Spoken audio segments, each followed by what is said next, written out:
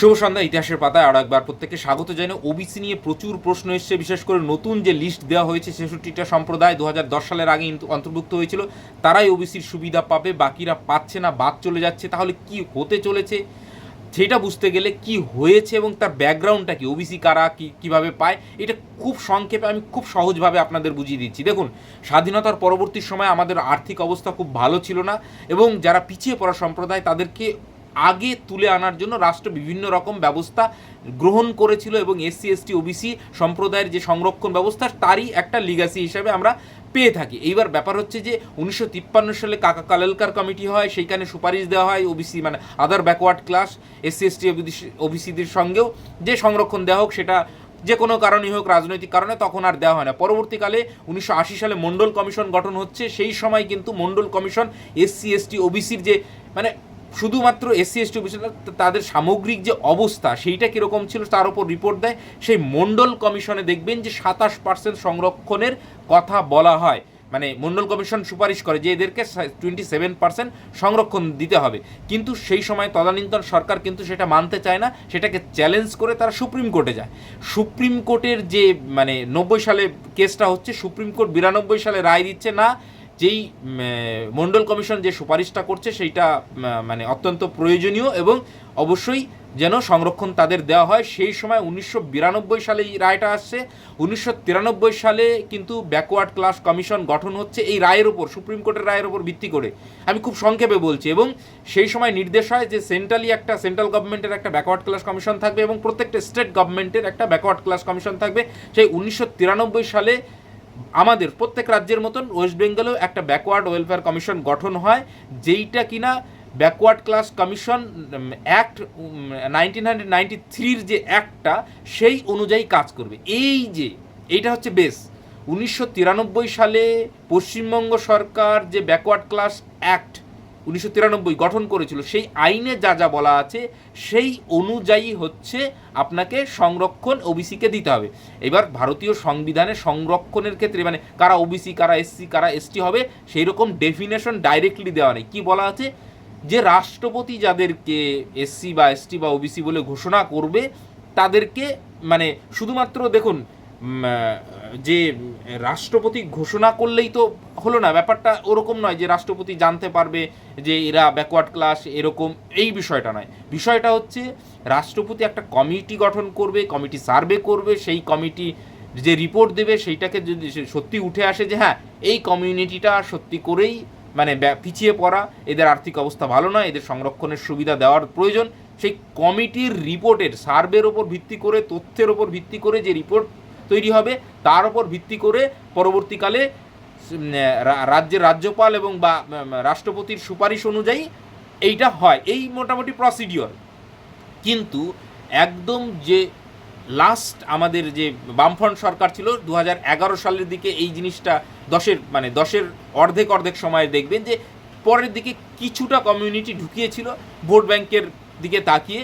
পরবর্তীকালে পশ্চিমবঙ্গের যে সরকার আসে, তৃণমূল সরকার, সেইটা ভোট ব্যাংকের দিকে তাকিয়ে এই যে অ্যাক্ট ১৯৯৩ সালের অ্যাক্ট সেটাকে তোয়াক্কা না করে সেই অ্যাক্ট নিয়মকে মানে বুড়ো আঙুল দেখিয়ে স্টেজে দাঁড়িয়ে বলছে আচ্ছা ও তোমাদের আজকে আমি ওবিসি করে দিলাম। তো এইরকম করে একটা রাষ্ট্র চলে না। আমি রাষ্ট্রের প্রধান বলে মানে যাকে তাকে যা খুশি দিয়ে দিতে পারি না, তার একটা নির্দিষ্ট প্রসিডিওর আছে, তার একটা নির্দিষ্ট নিয়ম আছে।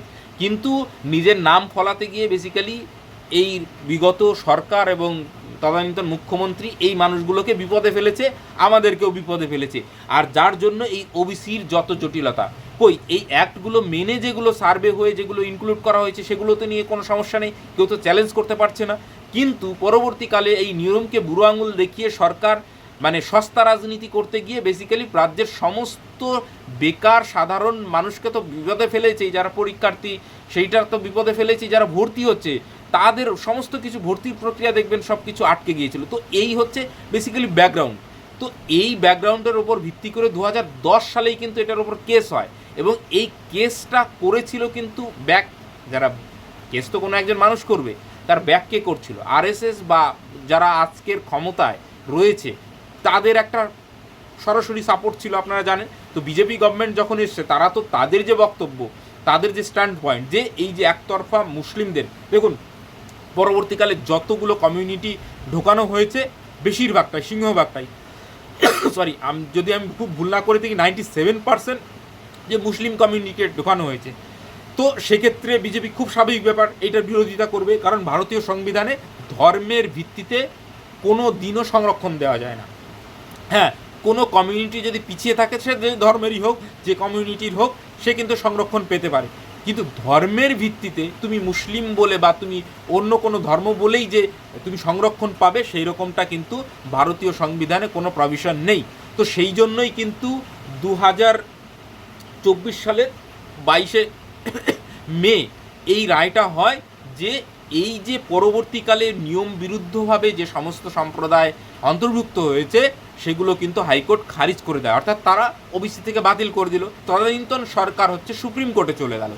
এইবার সুপ্রিম কোর্টে যেহেতু গেল, এখন তো সরকার চেঞ্জ হয়ে গেছে, সুপ্রিম কোর্টে কি সেইভাবে আর এই সরকার লড়বে না।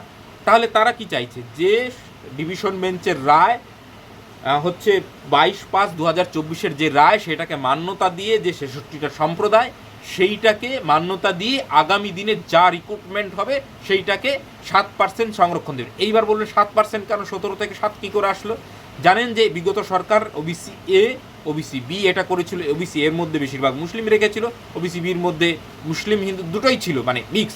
এবার দেখুন, একটা কথা আমি পরিষ্কার বলে দিই, মুসলিম সম্প্রদায়ের মধ্যেও কেউ যদি পিছিয়ে পড়া থাকে, সে কিন্তু ওবিসির সংরক্ষণের আওতায় আসতে পারে এবং ভবিষ্যতেও আসবে, যদি সেটা প্রসিডিওর মেনে হয়। একদম পরিষ্কার হলো, এরকম কিন্তু ব্যাপার নয় যে মুসলিমদেরকে ওবিসি সংরক্ষণ দেওয়া যাবে না, কিন্তু ধর্মের ভিত্তিতে এটা দেওয়া যাবে না। কিসের ভিত্তিতে দেওয়া যাবে? ওই নির্দিষ্ট কমিউনিটিটা আর্থিকভাবে সামাজিকভাবে পিছিয়ে রয়েছে, তার ভিত্তিতে তাকে সংরক্ষণ দেওয়া যাবে। এইটা যদি সরকার করে, পরবর্তীতে 66টা জায়গায় 67, 68, 100টাও হতে পারে। কিন্তু এই যে তৃণমূল সরকার যে ভুলটা করেছে, পরবর্তীকালে কিছুটা সংশোধন গোজামিল দিয়ে করার চেষ্টা করেছিল, আপনারা জানেন, সেইটা কোর্ট মানেনি। এবং এখন যেটা মোটামুটি মোদ্দা কথা দাঁড়ালো যে 66টা সম্প্রদায় মিলে আপাতত আগামীর যা রিক্রুটমেন্ট সবটাই হচ্ছে পরিচালিত হবে। এবং বাকি, একটু ঠান্ডা লেগে গেছে অ্যাকচুয়ালি, বাইরে থেকে এসেছি তো যাই হোক, সরি তার জন্য। তো এই যে মানে আমি যেটা বলছিলাম যে এই যে প্রসিডিওরটা, এইটা ফলো করে আগামীতে সংরক্ষণ দেওয়া যেতে পারে, সেটাতে নিয়ে কোনো সমস্যা নেই। কিন্তু আপাতত যা নোটিফিকেশন আসবে, 66টা যে সম্প্রদায় রয়েছে তারাই ওবিসি সম্প্রদায়ের 7% সংরক্ষণ পাবে। কারণ এটা তো পুরোটা বাতিল চলে গেল, সেটার তো 10% দিয়েছিল, আর 7% ছিল বির। তো বিটা যেহেতু থেকে গেল বেশিরভাগ অংশ, তো সেই 7% তারা দেবে। পরবর্তীকালে এই পার্সেন্টেজটা কিন্তু ইনক্রিজ হবে। এবং আরও একটা বিষয়, এইটা হয় কিসের ভিত্তিতে? জনগণনার ভিত্তিতে। তারা কত সংখ্যক রয়েছে দেখুন, গোটা ভারতবর্ষে এসসি এসটি ওবিসি মিলে 85%। কিন্তু ভারতীয় সংবিধানে বলা আছে যে 50%-এর বেশি সংরক্ষণ দেওয়া যাবে না, কিন্তু পরবর্তীকালে সেন্ট্রাল গভর্নমেন্ট সেটা অ্যামেন্ডমেন্ট করে ইডাব্লিউএস করেছে। তো এই বিষয়গুলো কিন্তু রয়েছে। এই 7% থাকবে না, বাড়বে। কখন বাড়বে? এই যে জনগণনা হবে, তার ভিত্তিতে সার্ভে হবে, কোন কমিউনিটি পিছিয়ে রয়েছে তাদেরকে যদি ইনক্লুড করা হয়, তাহলে কত পার্সেন্ট ইনক্লুড হলো জনসংখ্যা পশ্চিমবঙ্গের, সেই অনুযায়ী রেশিও অনুযায়ী কিন্তু বাড়ানো হবে। এটা নয় যে এই 7%টাই ফিক্সড থেকে গেল আর বাড়বে না। কিন্তু তার একটা নির্দিষ্ট প্রসিডিওর রয়েছে, সেই প্রসিডিওরটা মেনে যদি বর্তমান সরকার আবার নতুন করে ওবিসি তালিকায় ইনক্লুড করতে চায়, ডেফিনেটলি পারে। কিন্তু তার জন্য সেই কমিউনিটির লোকদের সরকারের কাছে আবেদন করতে হবে, বা রাষ্ট্রপতির কাছে আবেদন করতে পারে, রাজ্যপালের কাছে আবেদন করতে পারে, তার বা ব্যাকওয়ার্ড ক্লাসের যে প্রসিডিওরটা আছে 1993 সালের যে একটা রয়েছে, সেই প্রসিডিওর মেনে হবে। তো তাহলেই তাদের সংরক্ষণটা পাকাপাকিভাবে থাকবে। নাহলে কিন্তু এইরকম গজামিল দিয়ে করতে গেলে আবার কিন্তু বাতিল হবে। এবং এই সরকার, আপনারা জানেন, স্ট্যান্ড পয়েন্ট একদম পরিষ্কার। কিন্তু এখন যেটা প্রশ্ন, সব থেকে বড় প্রশ্ন, যে এই অনগোয়িং প্রসেসটা কিছু হবে। দেখুন, যে 24 সালের যে রায়টা ছিল, সেখানে পরিষ্কার বলা ছিল যে আগে যেগুলো হয়ে গেছে বা চাকরি পেয়ে গেছে ওবিসি এ বি নিয়ে, তাদেরটায় মানে ডিভিশন বেঞ্চ কিন্তু হস্তক্ষেপ করেনি। কারণ সেইটা হস্তক্ষেপ করতে গেলে বিরাট আইনি জটিলতা, আইনি প্রক্রিয়া, এবং সেটা সম্ভব নয়। তাদের দোষও নয়, দোষ করেছে সরকার সস্তা রাজনীতি করতে গিয়ে। তো তাদের এখন চাকরি থেকে বিতাড়িত করলে হবে নাকি? তো এই যে অনগোয়িং প্রসেস, সেইটার ওপর কী ইফেক্ট করবে? দেখুন, এখনও অবধি এসএসসি কোনো রকম কোনো নোটিশ দেয়নি। অতএব এইটা এখনো অবধি 100% নিশ্চয়তার সঙ্গে বলা যাচ্ছে না যে এটাতে কি হবে, কিন্তু হ্যাঁ আগামীতে যা কিছু হবে 100 পয়েন্ট রোস্টার এবং এই 66টা সম্প্রদায় ধরে কিন্তু হবে। বোঝা গেল? বাকি অনগোয়িং প্রসেসটা কি হচ্ছে একটু আমি যারা আইন বিশেষজ্ঞ তাদের কাছেও শুনে নিই, প্লাস হচ্ছে যারা মানে এই বিষয়টা নিয়ে আইনি মানে পরামর্শ দিতে পারবেন তাদের কাছে শুনে নিই, এবং এসএসসি বা সরকারের স্ট্যান্ড পয়েন্ট কী, নোটিফিকেশনটা কী আসছে সেইটা কিন্তু দেখার বিষয়। আমি ফট করে একটা কিছু বলে দিলাম, আমি তো আইনের ছাত্র নই অ্যাকচুয়ালি, তো সেক্ষেত্রে সেটা ঠিক হবে না।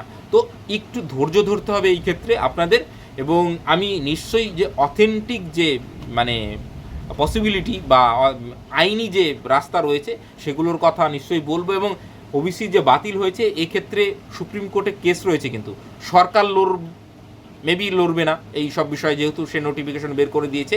তাহলে রইলকে আরও দুটো কেস রয়েছে।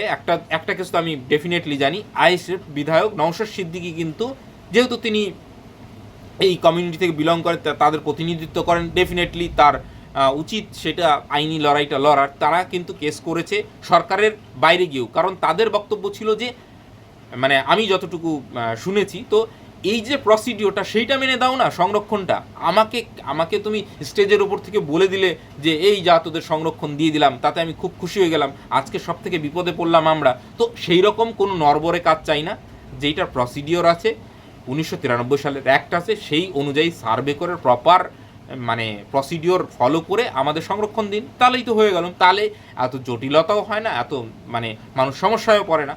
তো তাদের যে স্ট্যান্ড পয়েন্ট সেটা তারা সুপ্রিম কোর্টের সামনে রাখবে, তারা আইনি লড়াইটা লড়বে, এইটুকু মানে ডেফিনেটলি। এবার সরকারের স্ট্যান্ড পয়েন্ট কি সেটা আরেকটু মানে এসএসসি বা এই রিক্রুটমেন্টের ক্ষেত্রে তো পরিষ্কার হয়ে গেছে যে আগামী যা রিক্রুটমেন্ট হবে 66টা সম্প্রদায়কে ধরে হবে, কিন্তু অনগোয়িং প্রসেসে কি হবে সেটা এসএসসির যে অফিসিয়াল নোটিফিকেশন সেটার জন্য আমাদের অপেক্ষা করতে হবে।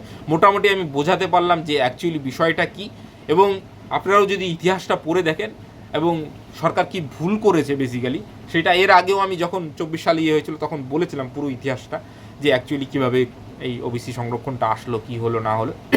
তো এই হচ্ছে মোদ্দা কথা, মোদ্দা ব্যাপার।